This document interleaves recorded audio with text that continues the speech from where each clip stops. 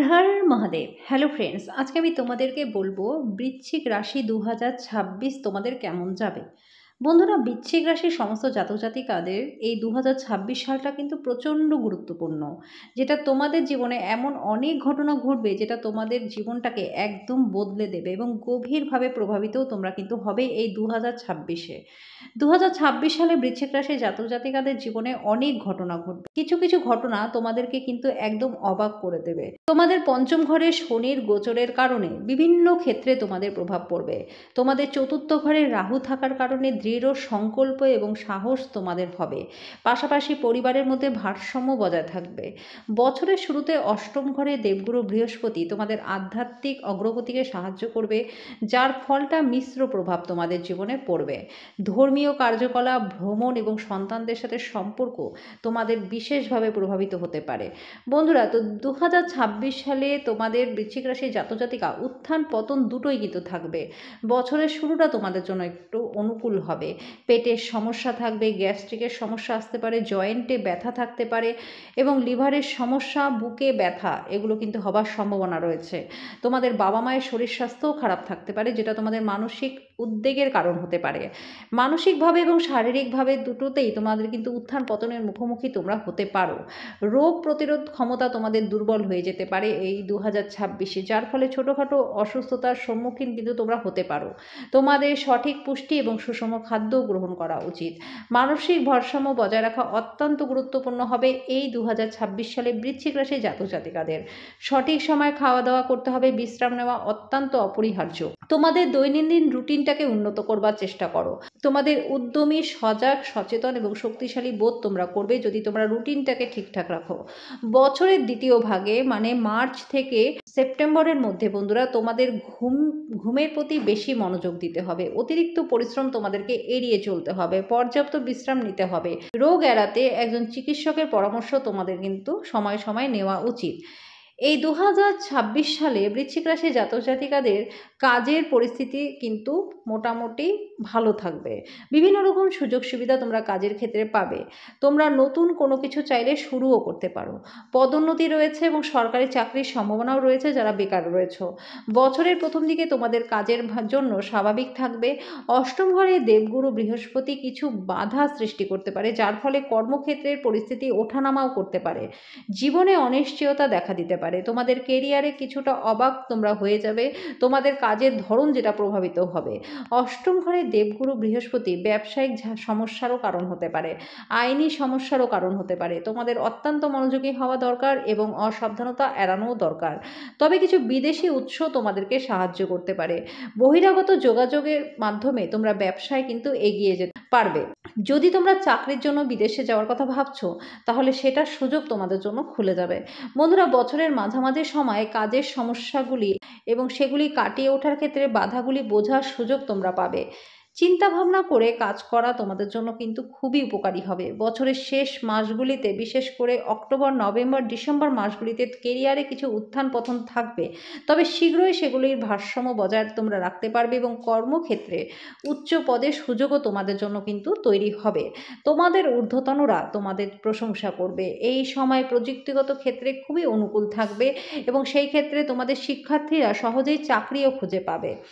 বন্ধুরা, 2026 সালে বৃশ্চিক রাশির জাতক জাতিকা প্রেম জীবনটা তোমাদের বছরের শুরুতে খুব সতর্ক থাকতে হবে। পঞ্চম ঘরে শনির প্রভাব এবং চতুর্থ ঘরে রাহুর প্রভাবের কারণে পরিবারের সদস্যরা তোমাদের সম্পর্কের ক্ষেত্রে বেশি পরিমাণে হস্তক্ষেপ করবে, যেটা তোমাদের বারবার ঝামেলায় ফেলবে। শনির প্রভাব এবং অষ্টম ঘরে বৃহস্পতির অবস্থানের কারণে জীবনে হঠাৎ কিছু বড় ঘটনা ঘটবে, যেটা তোমাদের সম্পর্ককে কিন্তু প্রভাবিত করতে পারে। এমন পরিস্থিতিতে তোমাদের কিন্তু নিজেদের প্রিয়জনের সাথে স্পষ্টভাবে কথা বলতে হবে এবং অক্টোবর থেকে ডিসেম্বর মাসের মধ্যে বৃহস্পতির প্রভাবে প্রেম বিবাহের সম্ভাবনা কিন্তু তৈরি হবে। কিন্তু তার আগে বন্ধুরা, তোমাদের কিন্তু নিজেদের সম্পর্ককে ঠিকঠাকভাবে ব্যালেন্স করে চলতে হবে। আর যদি চলতে না পারো তাহলে কিন্তু সমস্যা আসবে।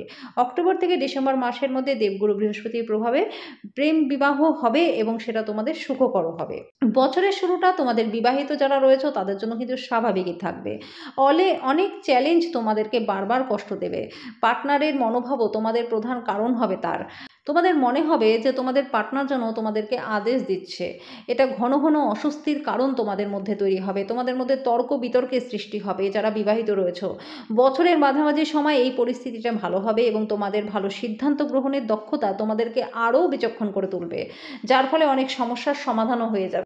বছরের শেষ দিনগুলিতে তোমাদের সম্পর্ক খুবই ভালো হয়ে যাবে এবং পার্টনারের সাথে ব্যাপকভাবে তোমরা ভ্রমণও করবে এবং সম্পর্কের জন্য তোমরা সময়টাও বের করে নেবে। বন্ধুরা, বৃশ্চিক রাশির জাতক জাতিকা আর্থিক পরিস্থিতি অনুকূল থাকবে, তোমাদের লাভের জন্য অসংখ্য সুযোগও তোমরা পাবে। উত্তরাধিকার সূত্রে প্রাপ্তির সম্ভাবনাও রয়েছে। যদি কোথাও টাকা আটকে থাকে সেই টাকাও তোমরা কিন্তু পেয়ে যেতে পারো। এবছর টাকা ফেরত না দেওয়া কোনো বন্ধু বা আত্মীয় তোমাদের টাকা কিন্তু ফেরত দেবে। অন্য কারো ক্ষতি লাভজনক চুক্তিতে তোমাদের জন্য পরিণত হতে পারে। বছরের প্রথম দিকে তোমাদের ব্যয়ের দিকে মনোযোগ দিতে হবে এবং পারিবারিক বাজেট তৈরি তোমাদের করতেই হবে। দ্বিতীয় ঘরের উপর শনি এবং বৃহস্পতির প্রভাব তোমাদের আর্থিকভাবে অনুকূলেই থাকবে। ব্যাংক ব্যালেন্স ভালো থাকবে, সঞ্চয় বৃদ্ধি হবে, ব্যয়ও কম হবে। তোমাদের নতুন উৎস আবিষ্কার হবে, আয়ের বিভিন্ন দিকের রাস্তা তোমাদের খুলে যাবে। তোমাদের গৃহস্থালির সুযোগ সুবিধা, যানবাহন, সম্পত্তি, অন্যান্য জীবনযাত্রার জিনিসপত্রের জন্য প্রচুর অর্থ তোমরা এই সময় ব্যয়ও করবে এবং তোমাদের ব্যয় হবে উদার এবং পরিবারের কোনো বয়স্ক ব্যক্তির কাছ থেকে তোমরা উপকৃতও হবে। প্রাচীন জিনিস গয়নায় থেকে উত্তরাধিকার সূত্র তোমরা পেতে পারো। বছরের মাঝামাঝি সময়ে আর্থিক পরিস্থিতি খুবই ভালো থাকবে এবং তোমাদের কাজ সম্পাদনের জন্য তোমাদের টাকার কোনো অভাব হবে না। তোমাদের ঋণ শোধ হয়ে যাবে। তোমাদের কোনো ব্যাংক যদি ঋণ নিতে চাইছো অনেকদিন থেকে, তাহলে সেই ব্যাংকও তোমাদের ঋণ দিয়ে দেবে। জুন থেকে অক্টোবরের মধ্যে নবম ঘরে দেবগুরু বৃহস্পতির উপস্থিতি তোমাদের জন্য উপকারী হবে এবং তোমাদের আর্থিক সক্ষমতা আরও বৃদ্ধি করবে। রাহু এবং কেতুর প্রভাবের কারণে বন্ধুরা হঠাৎ করে পরিবারের স্বাস্থ্য সম্বন্ধীয় অর্থ ব্যয় হতে পারে। সম্পত্তি কেনার ফলে আর্থিক ব্যয়ও তোমাদের হবে, তবে তোমাদের আর্থিক পরিস্থিতি উন্নত অব্যাহতই থাকবে, যেটা এই বছরকে তোমাদের জন্য সুখী করে তুলবে। এই বছর বৃশ্চিক রাশির জাতক জাতিকা 2026-এ তোমাদের কিন্তু পরিশ্রমের দ্বারা সাফল্য তোমরা পাবে এবং এই বছর একাগ্রতা যদি তোমাদের পড়াশোনায় থাকে তাহলে ভালো নম্বরও তোমরা পাবে এবং কিন্তু তোমাদের মধ্যে একটা জিনিস থাকবে, অমনোযোগিতা কিন্তু তোমাদের থাকবে, আর যার ফলে কিন্তু তোমাদের রেজাল্ট খারাপ হতে পারে। বিদেশে উচ্চশিক্ষা গ্রহণে ইচ্ছুক শিক্ষার্থীদের ভালো কিন্তু ফল লাভ হবে, কিন্তু একটাই জিনিস বন্ধুরা তোমাদের মাথায় রাখতে হবে, পড়াশোনাটা কিন্তু মন দিয়ে করতে হবে, নাহলে কিন্তু রেজাল্ট তোমাদের ডাউন হওয়ার চান্স রয়েছে। এবার বলবো বৃশ্চিক রাশি জাতক জাতিকা তোমাদের 2026 সালে কি উপায় করবে যাতে করে এই বছরটা তোমাদের জন্য প্রচণ্ড শুভ হয়ে যায়।